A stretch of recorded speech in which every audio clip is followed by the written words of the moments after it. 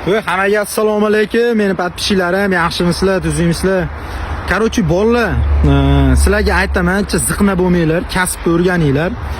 Agar xudo xolasa yaxshi kranavshimi, ekskavatormi, spesitexnika o'tirsanglar, sizlarda ishinglar qanaqa bo'ladi?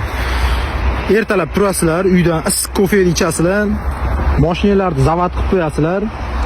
Mashinalarda yarim soat ishxonaga borasizlar, muzikani eshitib, ishxonaga borib, mashinalarni kran minasini, ekskavator minasini zavod qilib, qizitib, ichkarida issiq ishingizni qilasiz. Kech payt yana mashinangizni zavod qilib, uyingizga haydab ketasiz. Xohlasangiz dastavkaga chiqib ishlaysiz. Agar yo'q desangiz, oldin men qanday yashaganimni aytib berardim. Ertalab shunday turardim, telefonimni olardim. Alo, palonchi aka, ish bormi bugun? Yo'q, bo'ldi, o'chirardim. Alo, palonchi aka, ish bormi? Yo'q, yana bittasiga qilardim. Alo, palonchi aka, ish bormi? Ha, bor. Nech pul? 1,5 ming rubl beraman, uka. Metro mana bu joyga yetibdi. Ha, bo'pti. 1,5 ming rubl uchun borardim. Uni 500 rublini ovqatlanardim. 1000 rubl qolyaptimi? U 1000 rublga ishlab yurardim. U yerda meni boshlig'im ash palonchi aka edi. Bor taxtani olib chiqib tasha desa, taxtani olib chiqib tashardim.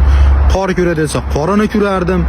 O'tirib tur desa, o'tirib turardim. Endi palonchi aka pul bergandan keyin palonchi akaga yalinasizlar.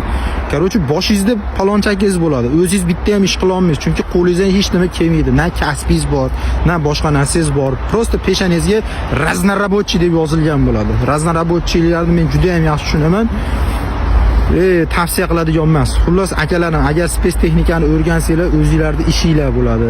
O'zingizlarda texnikalar bo'ladi. Ertalab kelasizlar, ishlarni qilasizlar, kech payt yana ketasizlar. Ishdan muammo bo'lmaydi. Misol uchun, men hozir kranavshiy sohasidan A tochkadan ishdan bo'shab ketsam, B tochkaga ishga kelib ketaman.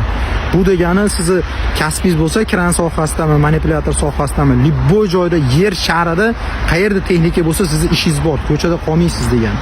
Shuning uchun akalarim, ukalarim, men sizlarga tavsiya qilaman, srochno o'rganish kerak. Kranda, manipulyator bo'ladimi, ekskavator bo'ladimi, spesitexnikani iloji boricha o'rganish kerak.